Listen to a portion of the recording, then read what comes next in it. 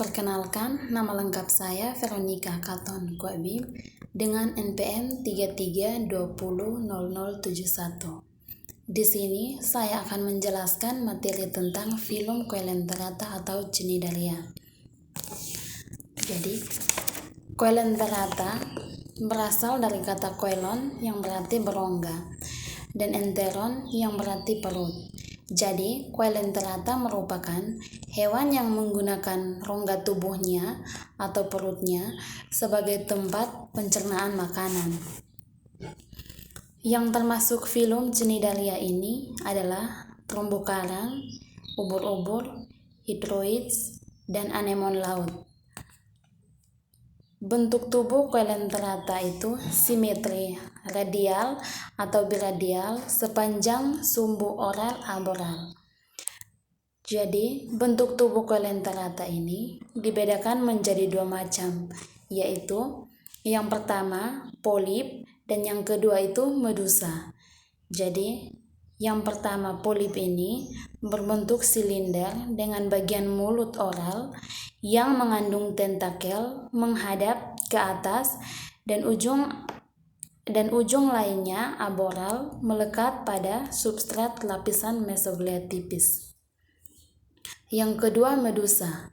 Medusa ini berbentuk seperti lonceng atau payung dengan bagian yang cekung menghadap ke atas dan mulut terletak di tengah-tengah bagian cembung yang menghadap ke bawah mesoglea tebal.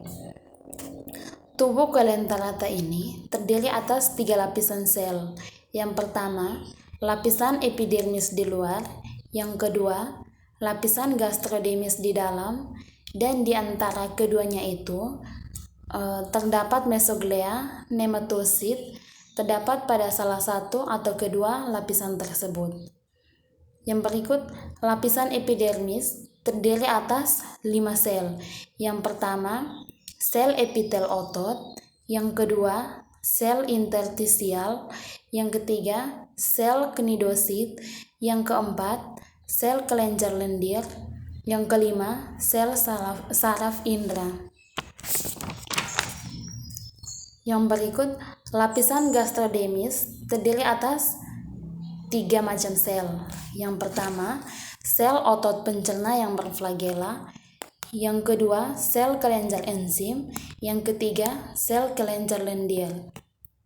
Yang berikut adalah pergerakan. Jadi, pergerakan pada bentuk polip sangat terbatas, hanya merayap atau meliuk-liuk. Dan pergerakan pada bentuk medusa itu dapat berenang bebas. Coelenterata ini bersifat karnivora. Makanan masuk ke dalam mulut dengan bantuan tentakel dan proses pencernaan dibantu oleh sel otot pencerna atau pseudopodia.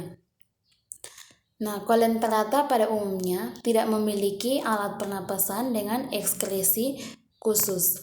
Pertukaran gas atau pengambilan oksigen dan pembuangan karbon dioksida itu dilakukan secara difusi. Jadi, pada metabolisme dalam bentuk amonia.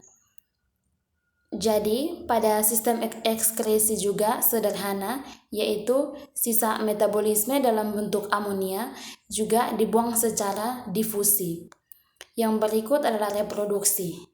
Jadi, Coelenterata itu berkembang biak secara aseksual dan seksual.